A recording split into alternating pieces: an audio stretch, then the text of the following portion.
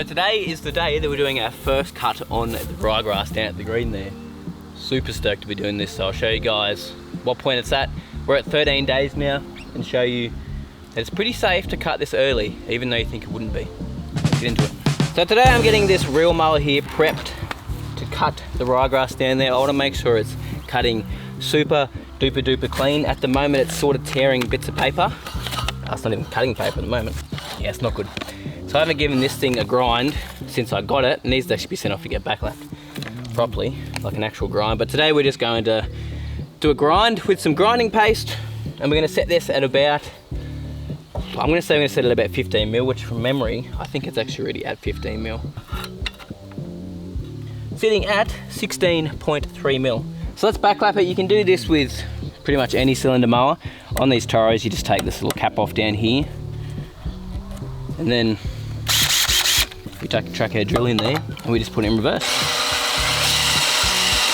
Same concept with the Scott Bonners and the Rovers and everything, like my Rover, but you just need to get a socket that's going to fit over where the sprocket is that spins the cylinder. It's the easiest way to do it. So first thing I'm going to do is adjust it down so the reel mower is contacting the blade underneath, the reel, sorry. This is something when I was working on the golf course, we would do every at least 1 to 2 times a week with the greens mower, twice a week at least, just so you always have a nice clean cut on it. So that's doing is come down a bit because it's not cutting, it's just grabbing. All right, let's start. So, good old grind and paste.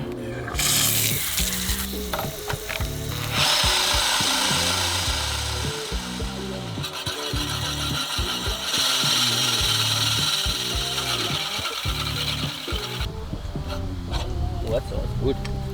Wow.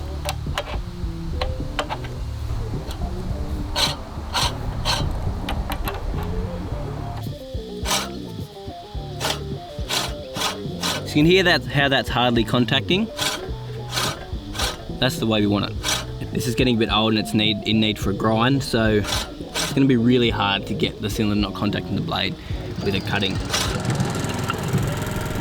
So we've got the mower set to 16 mil as I said today, so we're going to get straight into this now. It's only going to nip a bit off the top because a lot of it's around that 16 mil, and the really low stuff, it'll just roll it over.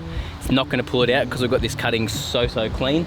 So this is day 13 as I said, so generally I give it a cut around day 15 to 20, but it's actually growing quite a lot because we've got quite warm temps at the moment.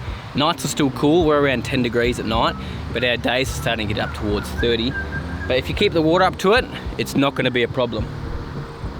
So let's cut it, see how much we get off. We're going to get some stripes too, man. Like, it is going to look pure after this cut. And cutting it is also going to help it thicken up, tiller, and look a lot better as well. But let's get into it.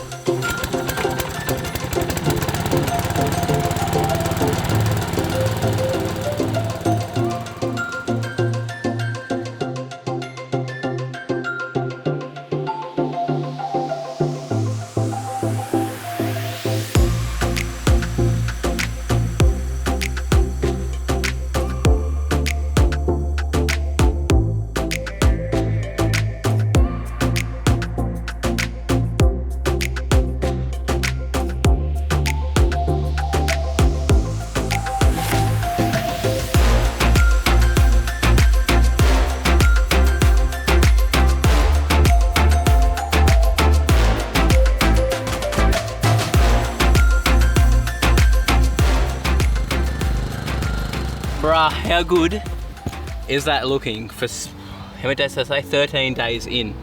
Man, heaps of the new stuff is starting to pop up that I oversowed on day 7. Mate, this is going to be thick in no time.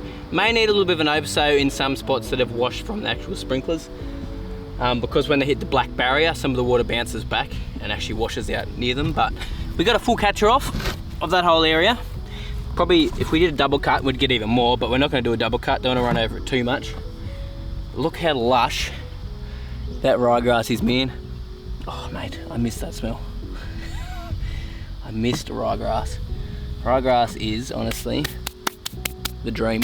So good. So the reason I wanted to get a mow on this so early is because we are keeping it at such a low height of cut. The goal is to keep it around 12 mil as the collar, that's what this whole area will be, around 12 mil. So it's not going to be holding the balls up too much. Maybe up the back I'll have it a little bit longer, just so it doesn't go flying over and roll away. We'll see, or maybe around the dam. I haven't decided yet. We might change height cuts there, but I need to get on top of it as soon as I can. Usually, as I said, I'll leave it to about a month, but that's when I'm keeping it 25, 20 mil. Safe to cut though at this point. Even with those new seedlings there, it's not going to be a problem. You might squish a few seedlings, but it's not going to be a problem. So I'm going to keep the regular mowing up now, at least once a week, maybe twice a week. Going to continue to water, so I actually let this dry out before I watered it, so I haven't watered this today, so I need to get some water down on it now. Need to keep up the same watering schedule. Probably going to put a liquid fert out at the start of next week to really help this thicken up and keep going, and just keep on top of it, man. We'll still be doing top dressing, over sowing and spots that are washed. Something you'd have to tend to do with ryegrass for the first little while, especially when we've got sprinklers to chuck out this much water. But man, it is looking really good. The parts that are thick, super happy with. There's obviously thin parts, but that's why we oversowed. And even where there is thin parts, there's grass blades in there. And remember, one of those grass blades is going to bunch out and can potentially get about that big. So I'm not too stressed about this thing being thin, because it's not going to be, and we've got so much of the season left to get on top of this.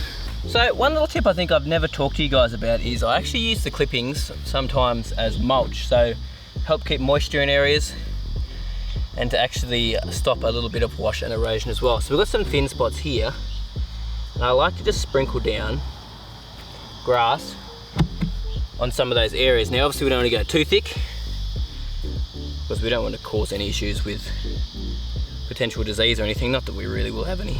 But it is a great way to retain just a little bit of moisture in there, if you know what I mean. And if you are using just a normal mower, like a rotary mower, always good to do mulching for the first little while, because you're going to actually keep a lot of the clippings down in there, which are going to help keep moisture in there and help you get a better result overall. It's almost like top dressing, I guess, to an extent, or using like actual mulch, but we're just using grass. Now obviously that grass is going to die off, and then it'll either blow away, break down, or we'll come pick it up with a rotary at a later date. But yeah, it can really, really make a difference if you've got some thin spots.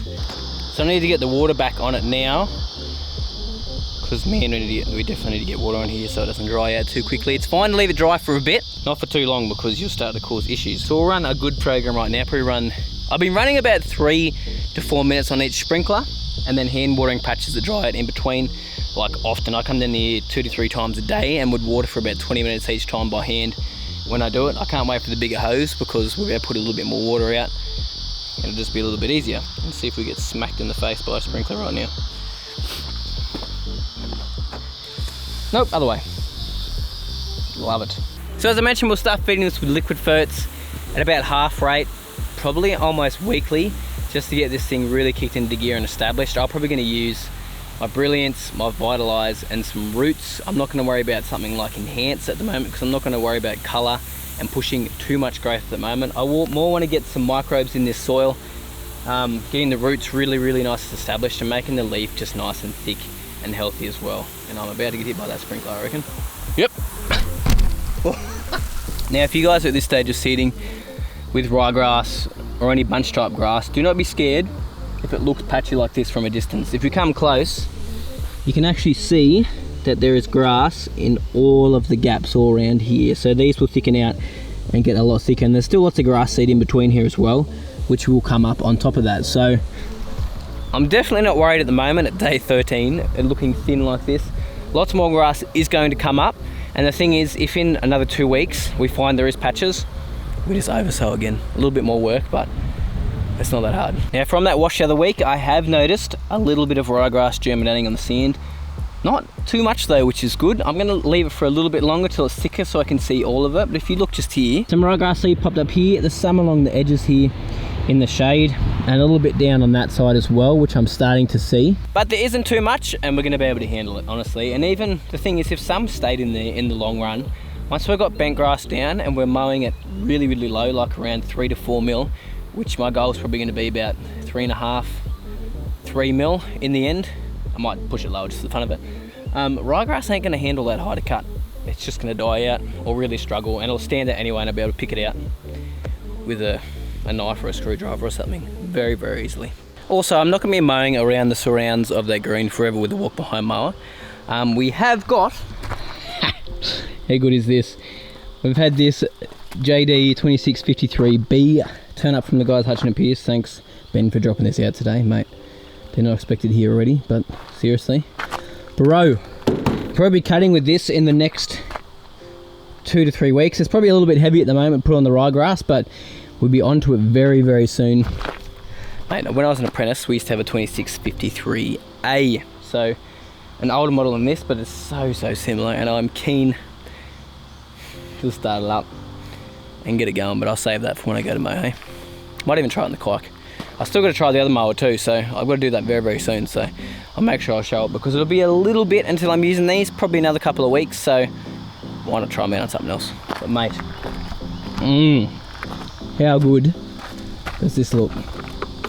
Bro, what a beast. Look at these cylinders. Like, this thing is wide, close to 2 meters.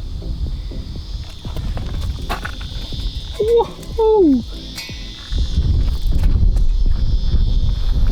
Thanks guys so much for watching. Really appreciate it.